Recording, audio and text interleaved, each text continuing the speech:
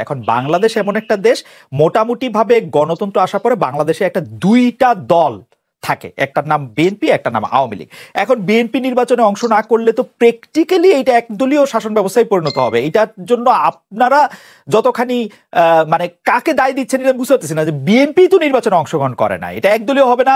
আওয়ামী লীগ আরেকটা দল কই পাবে? চেষ্টা করছে জাতীয় পার্টির দল বানাইতে, চেষ্টা করছে জাসদকে দল বানাইতে, পারে নাই তো, এখন কি করবে? একদলীয় তো হবে। খালেদ ভাই, এই প্রশ্নটা আপনি ডক্টর মঈন খানকেও বোধহয় করেছিলেন আপনি যখন ঢাকায় এসেছিলেন, আমি আপনার ইন্টারভিউটা দেখেছি। হ্যাঁ, তো উনিও যে উত্তর দিয়েছে আমিও হয়তো একই কথা বলবো, হয়তো আমার কথার প্রেজেন্টেশনটা একটু ভিন্ন হবে। সত্যি কি আপনি বিশ্বাস করেন নির্বাচনে যাওয়ার মতন পরিস্থিতি বিএনপির সামনে ছিল? এক।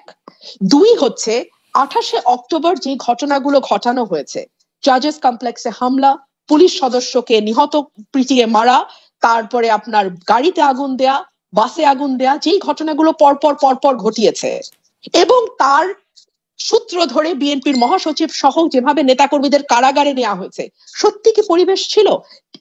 ঠিক এই জায়গাটিতে আপনি যে প্রশ্নটি করবেন সেটা হচ্ছে, যদি এই ঘটনা না ঘটাতো তাহলে কি বিএনপি নির্বাচনে যেত? আপনি নিশ্চয়ই এই প্রশ্নটি করবেন। হ্যাঁ, বিএনপি কি তাহলে নির্বাচনে যেত কিনা, এটা একটা বড় প্রশ্ন। এটা আমরা সিদ্ধান্ত নিতে পারতাম, আমাদের সেই সিদ্ধান্ত নেওয়ার সুযোগ দেয়া হয়নি। আপনার অনুমতি নেই, আপনি তো আমার প্রশ্নগুলিও জানেন, সেই জন্য আপনি জানেন তারপরেও করতেছি আর কি। ধরা যাক আমার রিডিং হচ্ছে 28শে অক্টোবরে এই ঘটনা ঘটেছে বলে বিএনপি বলতে পারলো 28শে অক্টোবরের পরে আমাদের পক্ষে নির্বাচনে যাওয়া সম্ভব না। কিন্তু আমি যদি বলি এর 1 বছর আগে থেকে বিএনপি এতগুলি সফল আন্দোলন করলো, একবারের জন্য তো নির্বাচনের ঘোষণা দিল না। 28শে অক্টোবরের আগে জুলাইতে এত বড় একটা সমাবেশ করেছে, সেই সময় তো নির্বাচনের কথা বলে নাই। আমি কেমনে জানি যে 28শে অক্টোবরে কিছু না ঘটলে ওরা 29শে নভেম্বর পর্যন্ত ওয়েট করতো কিনা, আপনারা আবার 22 জানুয়ারি পর্যন্ত ওয়েট করতেন কিনা এরকম একটা ঘটনা ঘটার জন্য, তারপর আপনারা ঘোষণা দিতেন নির্বাচনে যাব না? কারণ ব্যাপারটা তো আপনারা তো নির্বাচনে যাবেন এরকম বুঝেছি। জি প্লিজ তাহলে বলেন। আমি প্রশ্ন বুঝেছি, সেই ব্যাখ্যাটাই আমি আপনাকে দিচ্ছি। আমি যদি 1.5 বছর আগে ঘোষণা করতাম যে আমি এই সরকারের অধীনে নির্বাচন করব, আমার কি রাজনীতি থাকতো? আমার নেতাকর্মীরা কি যেই স্পিরিট নিয়ে তারা মাঠে ছিল সেটা তারা থাকতো না। এবং আমরা রাজনীতিতে সিদ্ধান্ত নেওয়া তো লাস্ট মোমেন্টেও সিদ্ধান্ত নেওয়া যায়। 2018 সালে কি আমরা শেষ মুহূর্তে সিদ্ধান্ত নেই নাই? আমি এটা আপনাকে বলছি না যে আমরা নির্বাচনে যেতামই, আমি আপনাকে এটা বলছি না যে আমরা অবশ্যই, আমি জানি আমি নির্বাচনে যেতাম, no, I am not saying that. আমি বলছি আমাদের ওই জায়গাটাই রাখা হয় নাই, ওই সিদ্ধান্ত নেয়ার, ওই আলোচনা করার ওই পরিবেশটাই রাখা হয় নাই। এবং যে কথাটি আওয়ামী লীগের প্রেসিডিয়াম মেম্বার সাবেক কৃষিমন্ত্রী বলেছেন, তারপরে তো আসলে আর কোনো কথাই থাকে না। জেলে নিয়ে আমাদের সিনিয়র নেতাদের চাপ দেয়া হয়েছে যাতে তারা নির্বাচনে অংশ নেয়, তাদেরকে 1 রাতে জামিন দেওয়ার প্রস্তাব দেয়া হয়েছে, তাদেরকে সংসদ সদস্য হবার প্রলোভন দেখানো হয়েছে, হয়তো আরো কিছু করবার প্রলোভনও দেখানো হয়েছে, কিন্তু তাদেরকে তো টলানো যায়নি।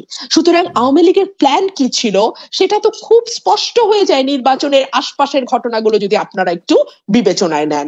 এবং আরেকটা কথা না বললেই না, 2018 সালে স্বয়ং প্রধানমন্ত্রী, যাকে আপনি বলছেন এক মে অদ্বিতীয়ম, সত্যি তাই, তিনি নিজে ওয়াদা করেছিলেন বিরোধী দলের নেতাদের সঙ্গে বসে যে আমি বঙ্গবন্ধু কন্যা, আমার উপর আস্থা রাখেন, আমি নির্বাচন সুষ্ঠু করব।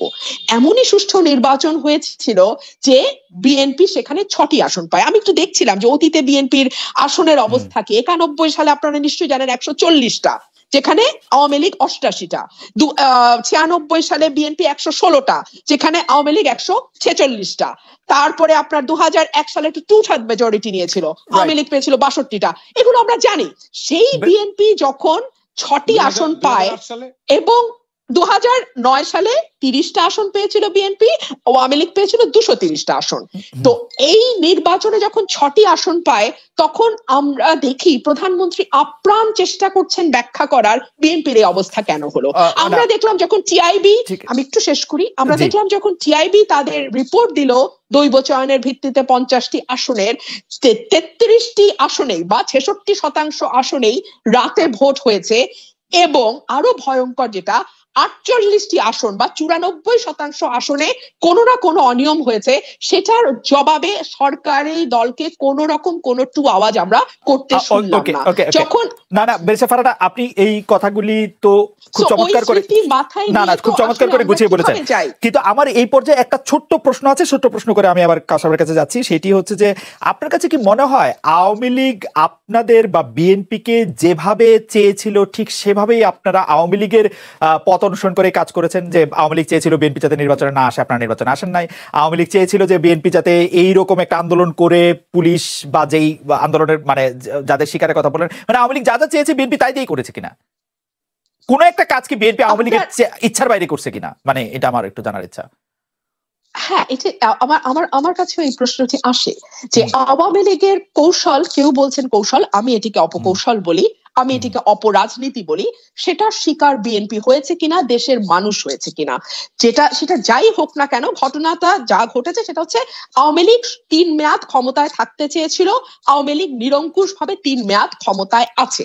আমরা যদি একটু বিশ্বের অন্যান্য দেশের দিকে নজর ফেরাই, আমরা দেখব যে বিভিন্ন দেশের স্বৈরশাসকরা কিন্তু প্রাথমিকভাবে হয়তো মানুষের ভোটে আসেন, জনপ্রিয়তাও পান, কিন্তু একটা পর্যায়ে যখন তারা এভাবে ক্ষমতায় থাকতে থাকেন মানুষকে তুচ্ছ করে, মানুষের ভোটকে তুচ্ছ করে, তখন কিন্তু তাদের পরিণতি ভালো হয় না। পরিণতির কথা ঠিক আছে, পরিণতির কথা ঠিক আছে, আপনাদের পরিণতির কথা মানে আমি মানলাম, কিন্তু আমার কথা হচ্ছে যে যা কিছু হয়েছে বিএনপি নিজের চিন্তায় নিজের ইচ্ছায় কোনো একটা স্টেপ নিয়েছে কিনা, নাকি সব কাজে আসলে আওয়ামী লীগ যেভাবে চেয়েছে তাই করেছে? কারণ আমি প্রায় বিএনপিকে বলতে শুনি আওয়ামী লীগ আমাদের নির্বাচনে আনতে দিতে চায় নাই, 28 অক্টোবর এই কাহিনী করেছে, তার আগে ধরপাকড় করেছে, তারপরে মির্জা ফখরুল ইসলাম, মানে ইচ্ছার বাইরে কোনো কিছু করেছে কিনা আপাতত যদি একটা ছোট্ট করে বলেন তাহলে আমি আবার একটু কাউসারের কাছে যেতে পারি।